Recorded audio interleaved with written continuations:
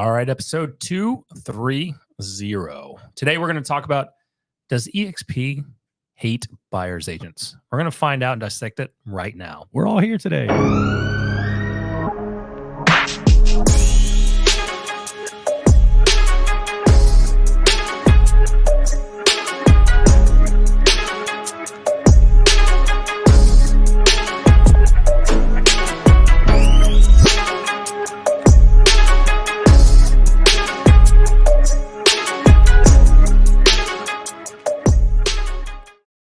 All right, welcome back.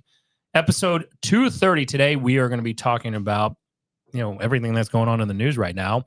And does EXP hate buyer's agents? Right? We're going to break that down and kind of give you the rundown of what's going on, especially with all the changes going on. Today is July 31st, so we've got 18 days until the all those changes from the NAR lawsuit goes into play. But here in North Texas, that's already really started. That went in July 29th. Yeah, everybody woke up Monday morning and there was those little, the MLS has the little alert. It's like in the gray box and it's like, you will notice that the Buyer's Agency Commission has been removed. And I was like, uh-oh, people are about to freak out. Yeah. What did Buyer's Agency? Yeah. You know who else is freaking out? Michael DeBacker, Mortgage Mike, because he's doing loans and he's getting ready because interest rates are supposed to be going lower. So he's just gearing up and he's working out his typing hands to just do all those applications. So if you've got a buyer that you need to get approved and look, you want to figure out how to get paid your commission, he is helping you figure that all out. And if he doesn't know that, he does now. So all you have to do is go to mmgloans.com. That's Mortgage Mike Group. So mmgloans.com. Just tell them that the people from the Only Real Estate Podcast worth listening to sent you. And then, look, Theron Smith, Armadillo Home Warranty, the best home warranty company out there, in my opinion. And my opinion matters because I'm also a client. So and Brian. So armadillo.one/tour, TORE. He's not just a sponsor of the show, but we're also clients of his. And we're also clients of Homeward Property Management. Check out homewarddfw.com for all of your North Texas property management needs. Dana Wynn just cannot go a day without bringing on more properties and more chaos into her life. She's begging for you to send her more deals. Agent referrals to Homeward Property Manager are through the roof right now. Agents all over DFW are trusting us. With a shout out to Brian Murray for just hooking us up with somebody else who's awesome. And I think the last 4 that I've brought on have been direct referrals from other real estate agents, which is awesome. Well, that and Julie Petrie might be, a good friend of the show and has several of our own doors and looking at potentially being a client. So homewarddfw.com. Check it out. Maybe. And then go over and get famous at tourstudios.com. TORE Studios. Have Jesse hook you up with a nice, sexy, deep voice sounding microphone. This isn't even my real voice. He just makes it sound this good. Check out tourstudios.com. Would have been perfect if Jesse would have hit you with like the helium sounder right there. And you're like, this is my real He still hasn't figured out how to do that on the other mics. I think it's only on mine. So only on mine. So look, today, obviously what we're talking about is still we've talked about it before. We've kind of beat it to death. And now that we're 18 days away from August 17th of this NAR lawsuit settlement going officially into play, throughout the United States, we've already experienced, we've been experiencing this since July 29th and getting ready for it, having new forms. And, then if you've lived under a rock and not on social media, you've seen the headlines that EXP is no longer allowing and offering broker to broker compensation. Right. So basically, AKA buyer's agent, commissions. And this has drawn criticism. There's a lot of hot sports opinions on this. A lot of opinions, even within EXP, altogether from the agent side. And I think when you really break this down and we dissect it, is that I don't think that as agents, we fully have comprehended what this lawsuit settlement was all about. Mm-hmm. I don't think that in our mind, we've kind of put this off saying, nothing's going to change that much. And in reality, when I first heard about it, I had the same reaction. I was like, well, what? I mean, I'd been signing people to this new listing agreement. It's been going great. And I kind of said the same thing. I was like, oh, we're just kind of changing our terms a little bit. And now EXP has said, all right, we've got our own forms. You can, Texas, we're still using the recommended Texas forms, but we're not going to offer the broker to broker compensation. What it needs to be is you need to take your fee as the listing agent. And the whole reason for this lawsuit was to break up the commission so that buyers would hire a buyer's agent, and they themselves, the buyers, are paying for their agent. And so they're saying, hey, the agent needs to figure out how to pay for their clients. Right. And we're all up in arms. Right. It was definitely Ricky Caruth, kind of set that charge off. And it just, I mean, Leo Praha, the CEO of EXP, he's got to be tired of talking on Zooms and the text, and just being even a broker with EXP probably is not fun right now. It's the same reason we've been a little absent this summer. Right. It's like this has just dominated the real estate industry from a conversational standpoint. And not only it is not changing day to day, it's also kind of changing day to day to where nobody's really sure until all these things hash out and like really start happening at title companies and with attorneys. There's still so much gray area that I don't think anybody really knows exactly how some of this is going to go. So what are your hot sports opinions around this particular aspect of it? So I'll walk you through when I first heard about it. And I was like, this is not true, right? I'm literally signing people to listing agreements that, and I will say that the way I believe that the Texas, and I don't give a lot of credit to TAR, the Texas Association of Realtors, and really Trek, but the way that our forms were altered and adapted, and the way, in my opinion, that they're now easier to understand for consumers, I was like, this is fine. Yep. Like, even if we were to offer broker compensation, a buyer's agent compensation, it spells it out, really clear in that to me, it makes it more transparent. So at first I was like, man, this sucks. Like, I was pissed. And my first thought was, is EXP overcorrecting? If it is, and if it costs me money, do I need to look at changing brokerages? Yep. I mean, in probably for anybody with a little bit of intelligence, would have that thought anyway. Like, at any company you're with, if it impacts your business in a negative manner, you're probably going to have to look at other options. Absolutely. And so that was my first thought. And then I wanted to dissect it because there's so much misinformation out there. Yeah. And the problem is everyone is an armchair quarterback on this without actually doing research. Like, they're going to speak their opinions, but they don't even understand what the lawsuit was about. They don't understand. Oh, it's just 2024. We don't have to understand what we're talking about to talk about Are we it. talking about the real estate commission thing still, or the opening ceremony, the Last Supper thing? Oh yeah, that was a big one. I think we're too. talking about the internets in general. Yes. Like, I didn't even know we had to boycott them. I was already watched boycotting it because you just this has can't. been like some of the most fun Olympics I've ever watched. I didn't know I was supposed to be that upset. I just can't get into something that comes out every 4 years. My brain's like, I just don't have enough invested in it. Fantastic, bro. I was watching, dude, those water polo women are some of the most fierce humans. I didn't know people that vicious existed. No, it's and that, to be in that shape of just doing that the whole time, I would drown. Who was it, Duncan or Saka, that said he could tread water? He's like, I was like, bro, you could tread water that long. Now when people are grabbing at you like that and trying to rip this ball off your head and all kinds, there's a different thing going on. Yeah. So, my first thought was just a non-rational thought. I went to worst case scenario, which everyone does. Mm-hmm. The problem is most people act on they make decisions before they have all the facts. And I've never done that. I think that one, that does everyone a disservice, and it does yourself a disservice and your business, because it's very disruptive to make a change unless you have zero business at all. And so I just started asking. I talked to our broker. I started researching this, and there's a lot of other states that are going down this same path. Because let me ask you this question: as business owners, as we are at all the businesses that we own, would we do anything intentionally to impact our business in a negative manner? Would we make any decisions intentionally to hurt our business? No, of course not. No.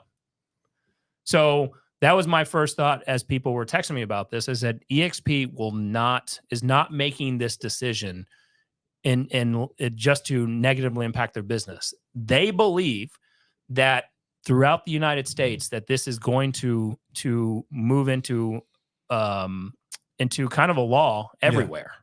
Right. And it looks like that's starting to become true because it's the Department of Justice, the DOJ is now going after people and saying, like, if you offer buyer's agent, broker to broker commission compensation, then nothing's changed. So what was the point of all that lawsuit and everything else? So that was the point. So that was where I want to kind of get your thoughts on that, is that aspect of it, right? So let's just say this becomes a nationwide standard or law.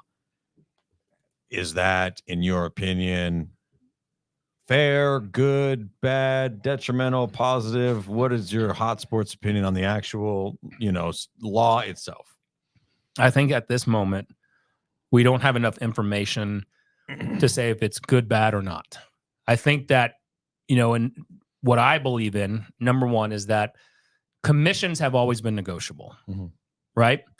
Commissions from all angles have been negotiable. The brokerages, and I believe that a brokerage should still be able to mandate, at a broker level to their agents what commissions should be offered and what not. Like, it's their company. It's their company. Agents are joining them. So my belief is that, number one, I don't think anything was done on that standpoint where if a brokerage said, hey, as a company, we mandate that you need to offer a 3% buyer's agent commission. I've never seen anything wrong with that. Because in my opinion, if that impacted my business or if consumers didn't like it, I'm going to have to make a change as a business owner that is affiliated with that brand or brokerage. So how do you feel about the opposite of that, in which they don't have the choice to say we're going to offer this? I've never liked it when government gets too heavily involved. Yeah. And to me, we still haven't seen the impact, whether this is a positive or negative impact on consumers. I mean, over a longer time horizon, it's probably a very little impact on consumers because life finds a way, as Jeff Goldblum would say, right? In the short term, it's going to be very confusing, I think, for a while, which is, whenever you make an industry or a space more convoluted and more confusing, it always causes some short-term damage, some short-term chaos. Going back to what you just said a second ago, despite all the nuances and things we don't know yet or how things might play out, the restriction of people to make their own decisions, I think, is always a bad thing, better than a good thing, or more than a good thing, right? The lack of freedom to say, I choose as a listing agent to have a conversation with my sellers in which I say, my strategy for getting your home sold for the highest possible price in the shortest amount of time is to offer a buyer broker commission, because that would help the buyer with an expense that they would otherwise have to come out of pocket. Restricting my freedom to do that, I don't see as a benefit to what should be a free market. And let me ask you this. If you're a seller, you're a homeowner, Matt, Brian, and you want to offer this. Right. And you come to me and I said, I can't. Well, now we're restricting sellers in essence, because it's still the most powerful marketing form is to get within the MLS and to then get it out in front of, again, you're marketing to the masses, and the masses are the agents that also have a database of buyers if they're working it correctly. That's going to attract people into houses. Like selling a house is like selling a business, right? And you want to get as many eyeballs on it. I'll give you an example. I just sold two developments for a very large sales price. And we did a whisper market, didn't attract that many people. We put it out in the open market. My broker, Mark Allen, did a wonderful job with GREA. And by the way, I'm a real estate broker. I know how to sell this stuff. I still hired and paid someone who is a highly regarded professional to get it sold, and he got the job done in a very difficult market to sell multifamily properties 100%. And developments, and got me an amazing price, cash buyer. It was awesome. But we weren't having that same exposure doing the whisper, the off market. And in order to offer a buyer's agent commission, we can offer it off market, or if it's on the MLS and publicly marketed, we can't put any display of a concession or commission on there. Right. Well, and to even add to that, right? So you were just talking a moment ago about the reason that they are potentially, this might become a nationwide thing, but at least EXP is already getting on board. Buyer or a listing broker cannot pay a buyer broker, essentially, is, your thought process was, Well, why would we go through with this entire lawsuit in the first place if at the end of the day you could still pay our buyer broker? You just have to advertise it differently, right? Well, and correct me if I'm wrong on this. I think we had already maybe previously talked about this. Like, there's already a set of forms either out or coming out where you could have the seller sign a whole nother form that they're going to directly pay the buyer. Yes. Is this whole industry not just the Spider-Man meme where they're all pointing at each other right now? Yeah. Like, we're just creating new paperwork to create new laws, to create new paperwork, to just get around the law. We just like, wow. I have done a complete That's where it's 180 not a on good this thing. in the past 6 weeks. I like seeing the and hold on, let me please, interrupt you. Yeah. So when you say 180, go through your first mindset because you were not in a good headspace. No, I was it felt really uninformed and unfair, right? Like it just felt unnecessary to begin with. And I really took the approach of the industry. Like, how is this going to affect all real estate agents in our industry? And I was very down about all of this, not just about the ruling itself, but about how brokerages are going to handle it, who was going to be responsible for eating some of this money the agents were going to have to eat. I was very much like, I was pretty upset and pretty pissed off. I mean, to the point where my whole TikTok personality became about it for about a month. But a couple of things you said earlier, like that it's always been negotiable. The commission always has been negotiable between the seller and the listing agent. What has never been negotiable is the agent on the other side of the deal has never had to negotiate for their own money. And the epiphany that I've had around this, just to caveat that you have always been able to offer whatever you want to the buyers. Absolutely. And the buyer's agent could negotiate with their buyer, but we all know that most weren't. It just wasn't. It wasn't common practice. It wasn't common practice, exactly. So as we've now gotten into this, and Brian was talking about these other forms, and I don't know how widespread these are, but I saw forms the other day that very clearly tie into the residential real estate contract that are going to be very easy for the buyer to present at the time of offer, asking for what they're getting. I assume those monies are still going to be collected by the title company and dispersed properly. Like, this is an extra document. And what I asked our broker the other day on the call, where I think this, and I've went on 3 listing appointments since we've really been able to roll this out in the past 5 days, and won all 3 listing appointments, talking about how valuable this buyer potential concession money is going to be.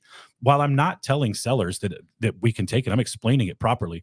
I'm explaining them the power of the marketing and why it might still be in their best interest at some point to offer up to whatever they feel necessary to sell their property. And it is landing like haymakers for these sellers. They are really realizing how valuable whatever they offer is going to be because of the way buyers are going to have to approach this now.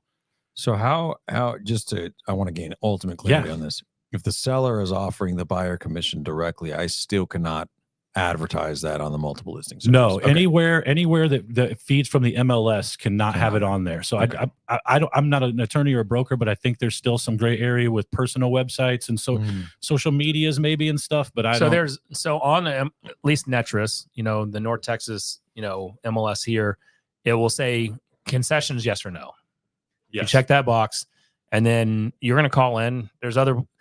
You can call the agent. This is where have your seller authorize you to discuss an amount that they have determined they are willing to pay, because guys, buyers agents and buyers are going to be calling listing agents direct to ask this question. You are going to have this golden egg in your hand that represents a large amount of the fees that are contributed to selling a house to all of a sudden use to market your seller's property through word of mouth if that agent calls you directly, which my understanding from a broker directly is okay if the seller authorizes it. Let me ask you this question. I was kind of thinking about this yesterday. We had our team meeting. We had our broker on. We had a lot of agents on. We're now creating like a mastermind space. 75 people on that call. We're creating a EXP mastermind space for this because, for whatever reason, and it's hard for people to wrap their heads around this change. And what we're notorious for not answering our phones. Does the big box brokerage's phone time become valuable again? I will tell you, I'm having new agent conversations again, and it absolutely is. I've been very turned on to how many leads we have coming in every day on TGHT. Like, I don't think I was really aware of just how many inbound leads there are to the team, and realizing that there's so much opportunity in sign calls. Like, it is going to be the new phone time. The phones are going to ring, I believe, more than they have before. Yeah. By the way, Ashley Gentry commented here. She is correct me if I'm wrong, she's high up with Metro Tex. Okay. The Dallas, part of the Dallas County side of Association of Realtors. So Metro Tex Association of Realtors, if I'm not mistaken, the president of it. So Ashley, makes a comment here. Personal websites, not syndicated. So social media, flyers, et cetera, are absolutely acceptable. Love it. For promoting that. Love so as it. long as we have that authorized form. So again, Ashley, I actually want to have her on the show. She would be a great person to kind of have this conversation with. Hit us up, Ashley. We'd like to find a time. Yeah, would love to have you on to kind of break this down and help agents understand. Which, by the way, not to be a downer, means the phone they're going to call, because people don't really find listings on your personal website. Mm-mm. And by the way, where would the feed come from? Well, you'd have to have a Brian Force build out your own website and then upload them for you, right? Yeah, you have to have a manual upload. you have to have can't have an somebody IDX feed. Yeah, you have to Where have does somebody that come Well, from? that or you can syndicate to your own website and just feature your own listings. Is that still kind of syndication or not? If you're just featuring yours, nothing else. But even still, where would they syndicate from?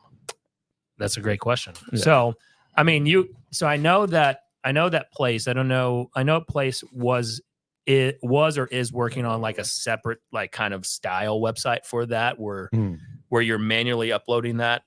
Yeah. I don't have a clear answer on that just yet. Look, this is as clear as mud on some of these things. Sure. And what I will say is, like, we still need to wrap our head around that this major change, and this is where the majority of what I'm seeing is everyone complaining about. Yeah. Is that you have now two parties, which has always been, that you're collecting a fee from. If you're on the buy side and you're representing that buyer, you're collecting your fee from that buyer, no matter what.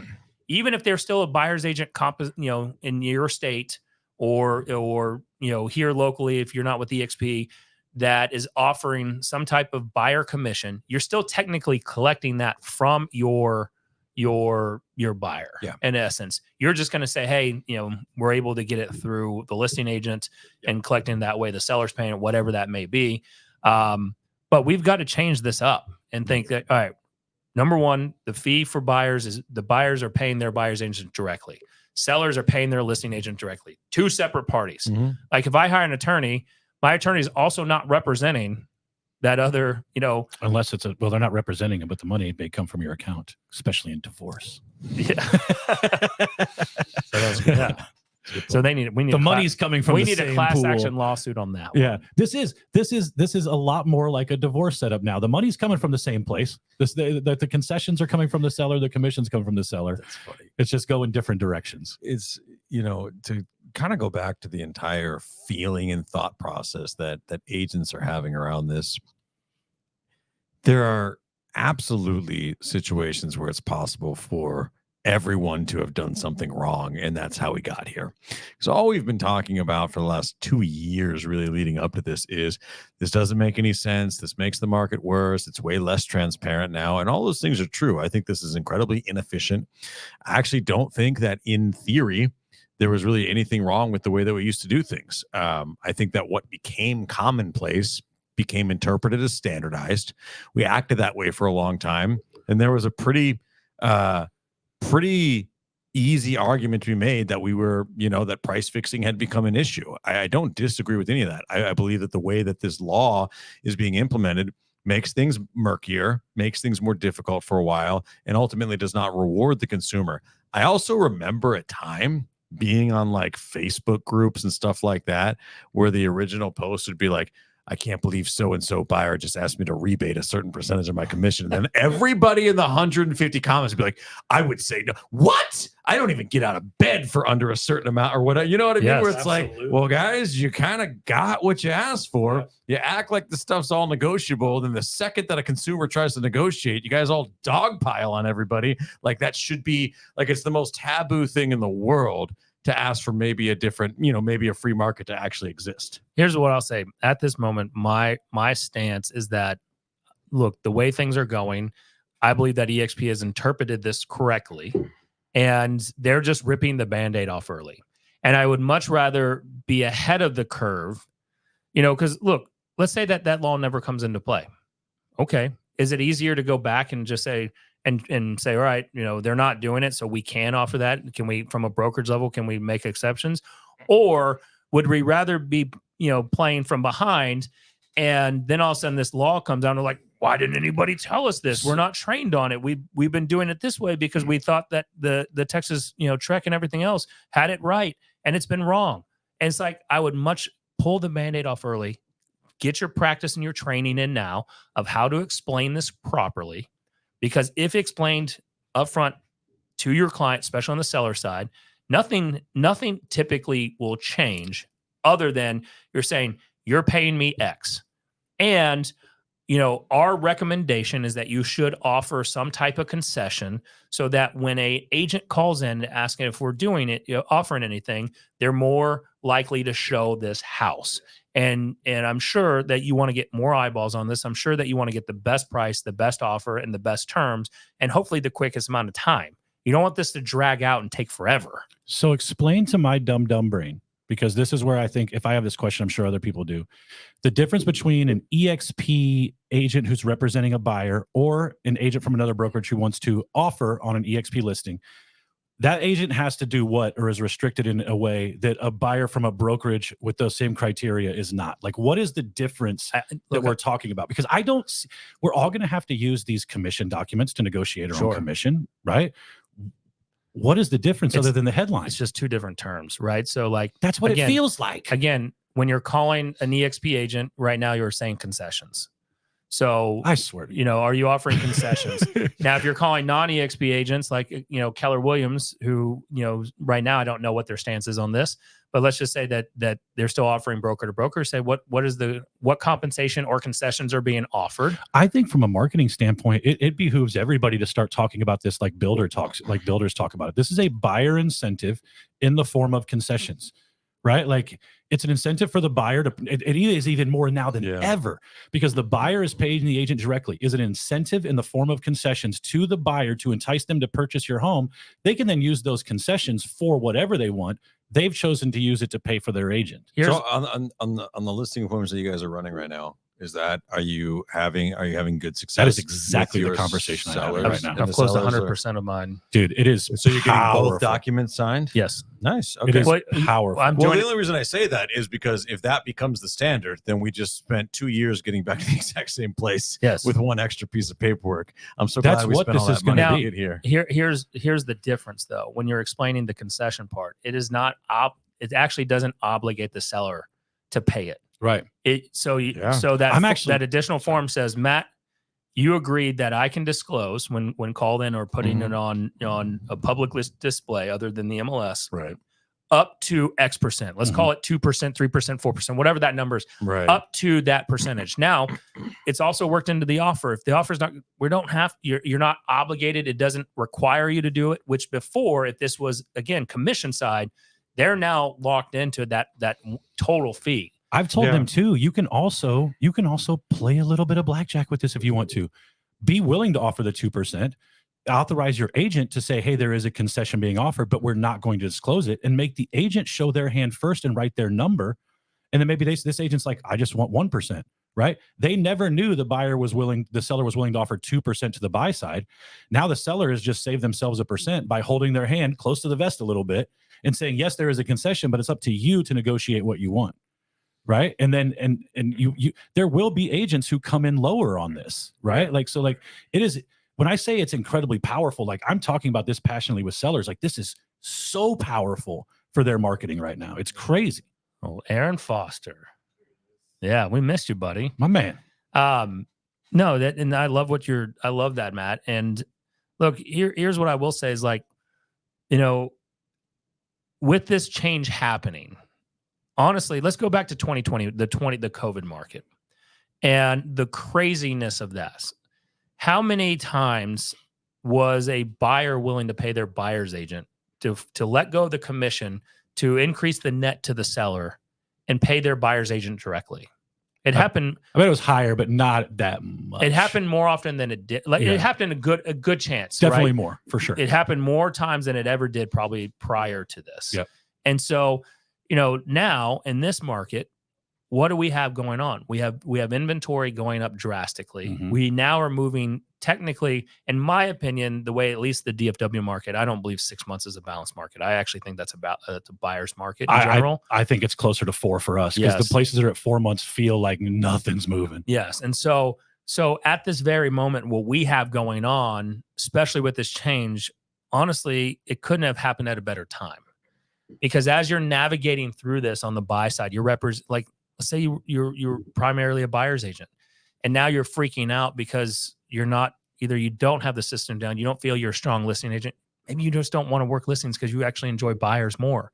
And so now you're freaking out that your income's going to go away because we're reading all those stats. Someone just posted with no source at all, because I tried to look it up. Harvard just did a study that 32% of agents will be gone by the end of 2025. And I'm like, well, where's that study? Because I would love to see it, by the way. It's shocking that it all lines up with the 1/3 of agents that everybody's just generically throwing around will be out of the industry in the next year and so my thought process is like, guys, buyers right now, and as buyers agents, you have more power to negotiate than ever before. Absolutely. This is like this is the Great Recession market, where we saw buyers in control. They asked for the world, pretty much almost got it every time. Concessions, throw in the fridge. I want your car. Throw that in there too. Yeah. You know, like we're starting to see that now. Yeah. I mean, we have listings going on the market where we're getting very little activity. Mm-hmm. And so, you know, as a seller who needs to sell, most likely needs to sell, they're going to need to do anything possible to attract as many buyers in that door. Listing agents are going to need to get better. Buyers agents will eventually need to start building up what their worth is. Why should they pay your fee and hire you, Matt? Just because you say you're great, can you visually show me and getting your presentations down? You know what this brings it back to? In the state of Texas, we're called licensed salespersons. Sales. Mm-hmm. I know everybody wants to say they're not in sales, but you are. Yeah. You just are. Try not talking about real estate to anybody and see how long you stay in real estate. You're in sales, man. Like, you just are. This also comes a little bit to the negotiation aspect of it. I do think part of the reason, because I was this agent, by 49 of my first 50 transactions were buyers, right? And there was a fear of the ability to negotiate. There was a fear of the confrontation that comes with being a listing agent, right? It can be a more difficult position than I think a buyer's agent can be sometimes. And I think that's where a lot of this fear has came from. It even was for me a little bit. Like, now you got to start negotiating with people who aren't typically used to negotiating, who are already coming in light on cash. Like, how am I going to do this? Let me ask you this. It kind of changes your process a little bit on the buy side, right? Definitely. And the other thing that everyone's up in arms about is having to have a buyer's rep in place before showing. And I love that it's mandatory now. It takes away let me ask you this. You don't throw a seller's home on the market before meeting with them just to see what kind of traction you get, right? Before having a listing agreement in place, right? You just don't do that. What do? You set a time to meet with them in person or over Zoom.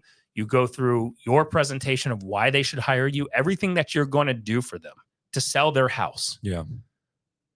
Now, on the buy side, what do we do right now? More often than not, you're like, hey, when do you want to go see that house? Just go look on my website. I've set you up on an MLS portal. Yeah. It's just going to send you everything. You can go search on Truly and Zillow and Realtor.com and all that other stuff. Just send me the properties that you're interested in seeing, and then we'll schedule time this Saturday. What time Saturday works? Just pick out as many as you want. I don't give a shit. And then I'm just going to go open the door. I've said I'm going to do research. How many actually do research at a high freaking level? Most people don't even look at the seller's disclosure before they go. Exactly. Right? Like, There's no, again, guys, tell me why you've earned that money. Yeah.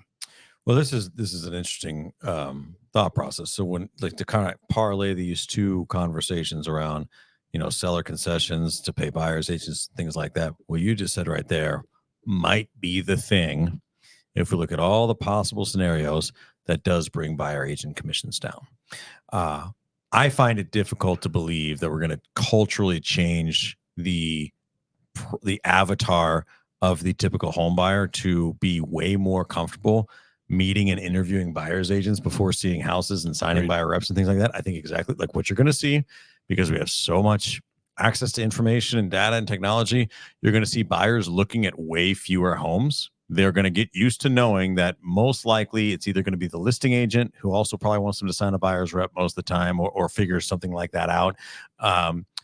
Or if they know they're going to be pressed to sign a buyer rep, they're going to whittle down the amount of houses they're going to look at to the bare minimum.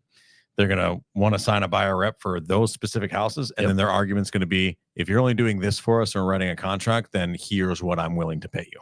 I almost think the one property form is going to be massive. Easier to use than the larger buyer's rep. I think that's where the conversation around being able to negotiate a concession from a seller, it might be very, very, very important, because this could go a bunch of different ways. But one of the ways I see them going is buyers are they're going to be way less likely to want to pay what used to be a commonplace buyer agent commission out of their own pocket. And what they're going to do is they're going to take measures to minimize the amount of effort that buyer agent is going to have to put in. I also think of it this way. You struck on something that if they're going to look at less houses, right? The ones that are, the ones that they go look at with an agent, more than likely as this plays out, they're more interested in.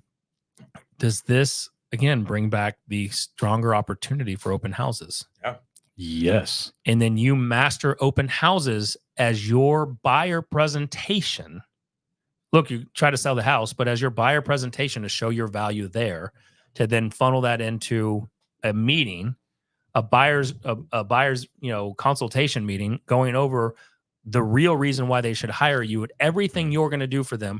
On average, you're going to get XYZ percentage, 9 times out of 10, we get this kind of percentage or this amount of money towards concessions to cover your fees. You could just film like an 8-minute commercial and have that playing on the TV throughout the open house.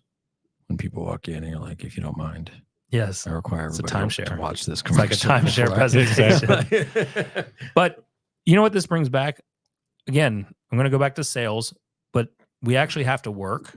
We can't just rely on AI, because we got to get back to the belly to belly things, and then create it where you're using technology. This is the AI enhanced, not AI replaced or technology replacement. This is technology enhanced to where you go do open houses. Guys, that you're earning your fee there. That takes a lot of work. Yeah. If you're doing them right. And guess what? That also means you got to put them in your database, into a system that you're then going to set up on automations and setting them up listing alerts and market reports and show value. And then guess what? Get them in front of a buyer's consult. You're going to have to practice that. It's almost like the idea of, I want to make $100,000, but I don't really want to be accountable to anything. Like every other industry on earth. It's going to might be showing up here. I remember when I first got in, and it was right after, I guess, RESPA or whatever the title. There were some changes where the title companies used to be able to pay for everything. Yeah, that was RESPA. And I just remember hearing from brokers like, man, just last year, these title reps, these companies would do anything you ask. It was great. Anything you want. Now they'll give you a pen and a now they're so worried about RESPA and all those changes. And they were talking about how great it was back then. And it's going to be, remember when we could make $100,000 and we didn't have to do anything? All we had to do was just say, sign this document here. Didn't have to meet with them. Didn't even show them a house. Like, they just picked it out and I just wrote a contract. How many Facebook posts have you ever seen about people bragging about exactly what you just said? Dude, there's a guy named Charlie who's down in Austin. I think I've referenced him on the show a couple times. He does. In the comment section, he's like, you idiots. He's like, do you realize how much money we make for what we do? He's like, this is like the easiest thing in the world ever to do. Yeah. Right? Like, it's amazing. If I wanted to just really, because if I was going to take it to real court, pretty much everybody's settled. United is now settled. Like, everybody's settled. I wouldn't call Glenn or Gary to the stand. I would call like the most active members of Lab Coat agents and be like, remember this shit you said in 2014? Yeah. Oh, yes. No? Well, we have it right here. Just have a running feed of just all of these posts on like, I don't really do much, but that's because my business is so set up properly. And look, I also get tired of hearing like the type of money that can be earned here. I get tired of being like, I don't want to have to sell 30 houses. I don't have to sell 40 houses or 50 houses to make $200,000. And I'm like, where did we get this entitlement? And look, I get it. I've always had this issue. You can ask Matt and Brian on this. Like, I've always had this problem that we think that we're owed $500,000 for very like if we're like for not doing anything. It's just this idea that other people in our industry are doing it, so we feel like that's the norm and we should be doing it. I said this to somebody today. It's because we've surrounded ourselves with people who are saying that that's what they're doing. If you took a step back and looked, you'd realize that like you're doing 1% shit. And doing 1% shit is difficult, right? Yes. You're looking around the landscape being like, oh, Jeff's better than me and so's better than me. So I must either suck at it or I'm not getting mine. Those people suck and they're getting more than me. It's like, if you want to do 1% stuff, like you have to do 1% stuff. You know what I've always And told? it's hard. It's fucking super hard, dude. I've always said, go to a different industry and tell me where you have the same opportunity to make six figures. Bro, I'm 45 years old. I wouldn't make six figures doing anything that I have the ability to do right now, except for this. Yeah. That's a fact. Well, go into car sales. Think of car sales. You think you think this is hard? No, you got to sell like 15 cars a month. That's Making $100,000. Probably more than that, Yeah. because unless you can hit some spiffs and other things. But that's the point I'm making is like, even in these other sales industries, to make six figures. Yeah. Like I know sales jobs that even hitting some of their levels, it barely doesn't even hit the $100,000 cap. And I'm going to be honest with you. While real estate is sales, it's not the same as car sales. And I'm not even saying like car sales are better. That is hardcore sales with people who do not want to talk to you. If you are already getting butthurt about left alone. Yeah, if you're getting butthurt about real estate rejection, you ain't got car salesman in you. I can tell you that right now. Your best bet is pharmaceutical sales, but I think you got to be a certain prototype. You got to be an age and a look. And that's always starting to change too. Like they put caps on that again, every industry's changing. And that's the thing is like, you have to be adaptable with change. Yep. In any industry, we have economic change going on. We've got, the government changes policies. Yep. We've just got, the industry change. And while I fundamentally don't believe that this will become the way of the travel agent world. I just don't believe that happens. I don't want to shit on travel agents, but traveling, like a 10-day trip to Italy is not the same as purchasing the largest thing you'll ever own. It's just not. That's true. Yeah. And I know travel agents that make really great money because guess what they've done? They've marketed themselves with certain niches that have done very well. And so there is someone, Michael Reese has said it. He episode 2, 3, 4, 5, whatever, maybe 7, said it that, being the best real estate agent isn't the one that knows it all. It's the best marketer. Yep. Right. You become the best marketer. That's every industry. And that was 5 years ago. And we can look at everybody, like using him as an example, look at everybody in that world. They are all amazing marketers. And we've watched that come to fruition even more than it already was. Yes. In that amount of time. And they've been, and Michael Reese has adapted marketing into multiple different business streams. And he's just proven it that as long as you market and find the right targeting message, you will sell at a large volume. Jake Paul is one of the biggest draws in boxing right now. This is in every industry. Yeah. This is every industry. And look at his 100%. prime drink. Yeah. That's his brother, but yeah. No, is he it? has better. But still, yeah. He has the gambling. I don't know who that is. Yeah. But that is it Logan Paul? Is he the older one? He's the older one. Yeah. He does the prime thing. But you don't think Jake's involved in the prime? No, he actually has a competing thing. He has a Celsius deal or something like that. Yeah. They should fight it out. That'd be interesting. Beat his ass. Yeah, Jake's actually a pretty good fighter. We should have him on the show. For a boxing purist, I don't really have any disrespect for him. He's actually worked really hard. I'm not talking shit about him. No, I think he's a pretty good fighter now. I just want to watch the Mike Tyson fight. Yeah, that's going to be a little. I'm not as interested in that one. I hope it happens. I do too. I don't think it will. You know what else is going to happen? Mortgage Mike. So go to Mortgage Mike. Talk to him about doing your loans. He did mine. He closed me on a house last week. Yeah. Yeah, he sold me. Still hasn't invited us over, but it's not ready yet. It's not ready. There's not even furniture over there. It's not ready, guys. Not even furniture over there. This is getting all exactly these like something Nick would do. He'd buy a house and not move for 2 years because he doesn't feel like packing his stuff up.